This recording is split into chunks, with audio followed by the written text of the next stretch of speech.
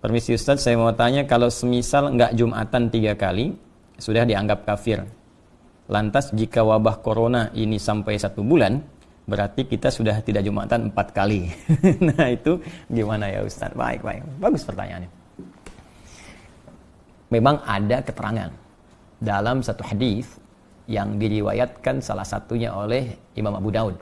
Nomor hadis 1052, rawinya Abi Al-Ja'i. Ya, dari Rasulullah sallallahu alaihi wasallam, beliau pernah bersabda bima makna man taraka thalatha juma'in tahawunan alaihi. Nah, tolong digaris bawahi kalimat tahawunan alaihi. Ya, taba Allahu ala qalbi. Siapa yang sengaja meninggalkan Jumat sebanyak 3 kali karena meremehkan itu, tahawunan alaihi itu menganggap ringan, remeh. Nah, jadi kasusnya sengaja meninggalkan Jumat. Nah, bukan karena ada sebab tertentu yang secara syariat dia boleh mengganti Jumat dengan zuhur. Ingat ya, bukan sengaja meninggalkan Jumat karena ada sebab tertentu sehingga dia mengganti Jumat dengan zuhur. Nah, kasusnya berbeda.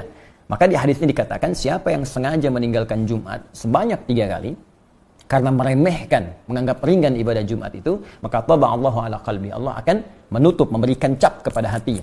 Ya, taba'a sama dengan khatama. Ya, sama dengan Al-Baqarah ayat ke-7 itu ketika Allah mengatakan khatamallahu ala qulubihim wa ala sam'ihim wa ala absarihim ghishawah wa lahum adzabun azim. Maka diancam oleh Allah Subhanahu wa taala, hati-hati. Ya, nanti kalbunya bisa tertutup.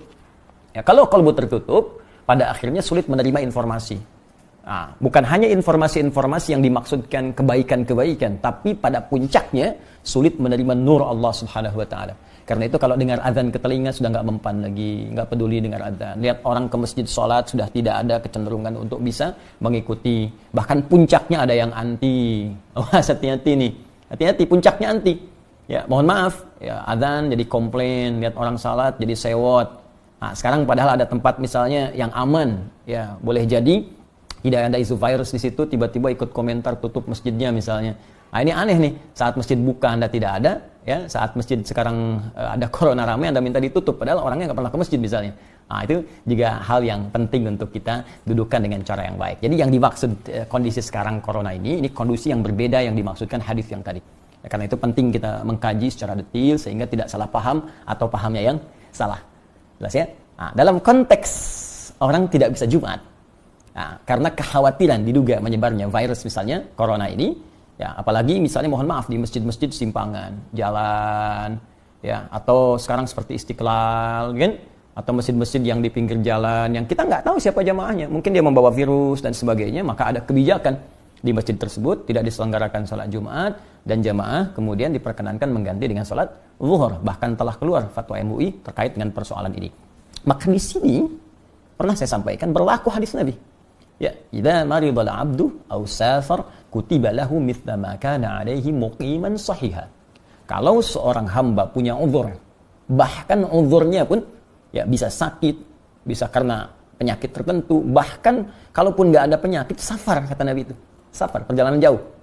Ya, karena ada masyaqqah, kesulitan tertentu. Jadi ilat perjalanan itu, sebab perjalanan itu bisa karena panjangnya jadi lelah, atau bisa karena kedua masyaqqah, kesulitan dalam perjalanan itu yang menyebabkan ia tidak mampu mengerjakan rutinitasnya. Dia nggak bisa Jumat, kemudian dia kerjakan zuhur.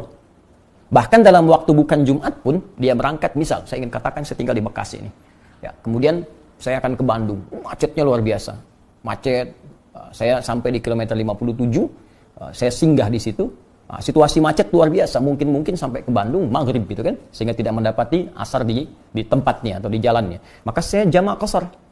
Ya, saya gabungkan zuhur dengan asar, saya persingkat jadi 2. Itu dalam situasi jamak qashar pun, kata Nabi, Anda mendapatkan pahala sempurna seperti Anda biasa kerjakan sebelumnya dalam rutin. Jadi kalau Anda biasa ke masjid, dapat pahala ke masjid. Ya, dapat pahala komplit. Bahkan kalau Jumat pun Anda nggak Jumatan, Anda kerjakan zuhur, pahalanya dapat senilai Jumat. Itu hadis. Nah, jadi ini pentingnya kita mengaji sehingga bisa menempatkan sesuatu sesuai dengan tempatnya. Jadi jangan sampai ada pembicaraan begini misal, lebih baik saya berjuang ke masjid kalau meninggal pun sedang syahid di masjid. Anda nggak bisa pastikan meninggal di mana. Aduh baik, hati-hati. Kita nggak bisa pastikan. Jangan-jangan nanti Anda ke masjid meninggalnya di rumah dan ke rumah bawa virus misalnya. Virusnya menyebar pada keluarga, pada anak, pada istri. Ini lebih bahaya lagi. Jadi carrier, Anda membawa nih, jadi agen pembawa virus kepada yang lain. Nah ini penting difikirkan di dalam konteks ini. Dan Nabi telah memberikan solusi.